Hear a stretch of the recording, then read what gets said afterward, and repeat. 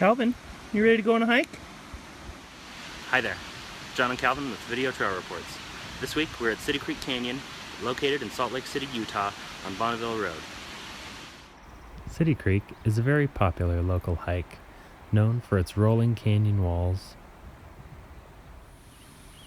abundant plant and animal life, and of course, the creek for which it's named after that still feeds water into downtown Salt Lake. The trail of City Creek is paved, making it easily accessed by cyclists and pedestrians. Even Bonneville Road, leading to the trailhead, has one lane blocked off for pedestrian use only.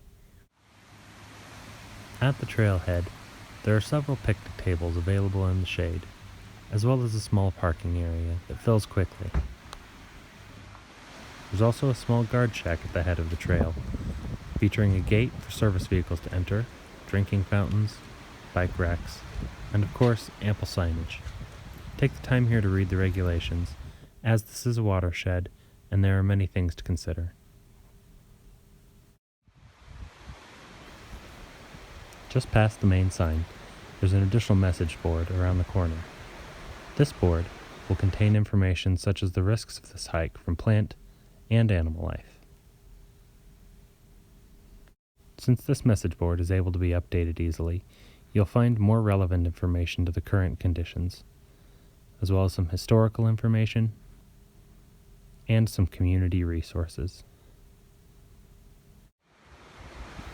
From the message board, there's some dog bags available, additional bike racks, and one of the rarest things you can find on a trail, flushing toilets.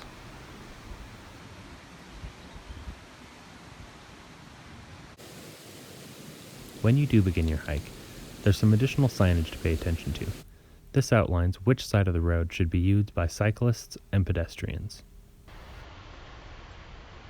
And up the trail, one of the most common signs in a national forest, the fire danger. The last sign to pay attention to at the beginning is the one reminding you that service vehicles also use this road. Remain alert, as they will be passing, even on a Sunday afternoon.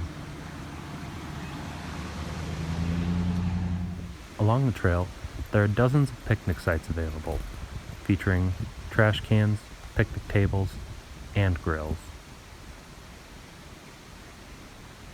Further up the trail, some of the larger picnic areas also feature restrooms and water, as well as dog bags. These areas are open for use, but can be reserved in high traffic times. If you're looking for more solitude, there are several side trails. If you're cycling, though, check the signs before going up, as bicycles aren't allowed on all of these. The deeper you go in the canyon, the more wild things become. Keep an eye out, as there's wildlife to be seen if you take the time to look.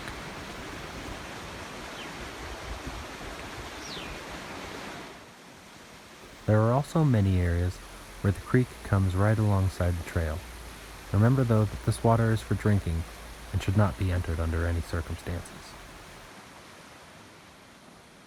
My favorite signs along this trail have to be the mile markers, which make it very easy to tell where you're at.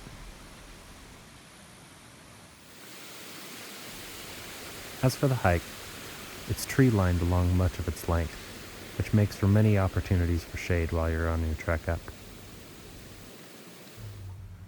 At around a mile up, the canyon broadens, making for lovely grass-covered hills.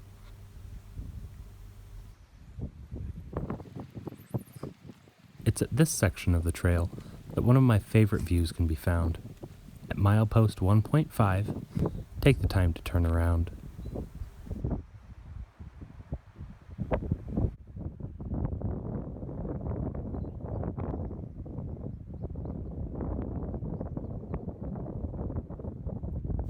From here, it really is hard to think of how close you are to downtown Salt Lake.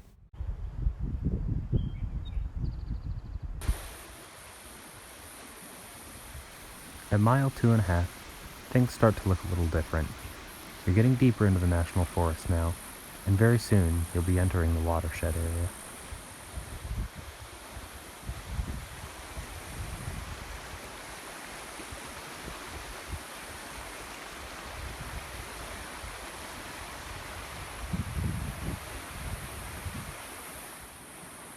Just shy of 3 miles into the hike, you'll enter the watershed. If you're hiking with a dog, this is unfortunately where the trail ends.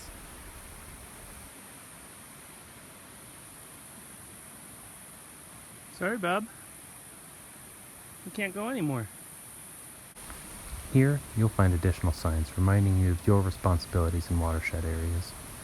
Take the time and be a good steward. It only takes 10 seconds to clean this up, but one person can ruin it for everybody.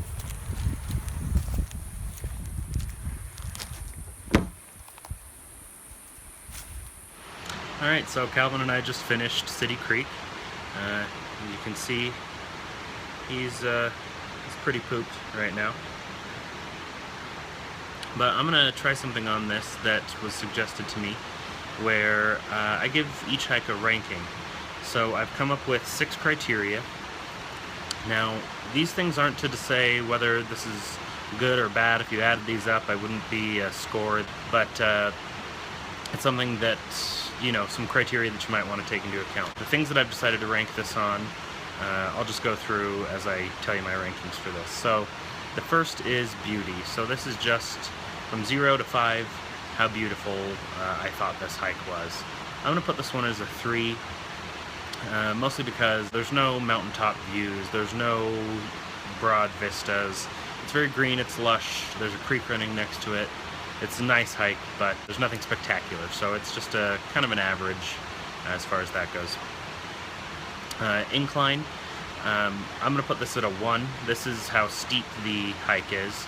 It does have a 700 feet elevation gain or something like that, but not a whole lot really, and it's fairly gradual. Accessibility, so this is how easy it is to get to the hike. This is just outside Salt Lake.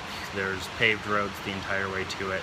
So I'm going to put this at a 5 for accessibility because you really don't need much to get out here. Solitude. So solitude is how likely are you to be alone on this hike. You're going to see a lot of people up here. It's very popular. So I'm going to put this at a 1. There are little side trails that you can get off on, things like that, but you're going to see a lot of bikes. You're going to see a lot of people going up and down this trail. Difficulty. Difficulty is how strenuous is the hike. I'm going to put difficulty at 0. Like I said, this is a paved hike the entire way. There's restrooms, there's water fountains, there's benches, lots of amenities and resources for people who are coming up here. And last of all is danger. It's entirely paved, so there's no scrambling up rocks, anything like that. You can always sprain an ankle, you can always run into wildlife, things like that whenever you're out in nature. The danger on this is going to be 1, just because there's inherent risk in anything that you do in the outdoors, but this is not likely to cause you any problems. I hope you enjoyed this episode of Video Trail Reports. We're also available online at videotrailreports.com, as well as on Instagram, Twitter, and Patreon. If you have any questions about this hike, or feel like I left something out, go ahead and add it down in the comments. We can all make Video Trail Reports better together. You can also help by liking, sharing, and subscribing. It's the best way to get these videos in front of more eyes and let me know that I should be making more of them. Thank you so much for watching.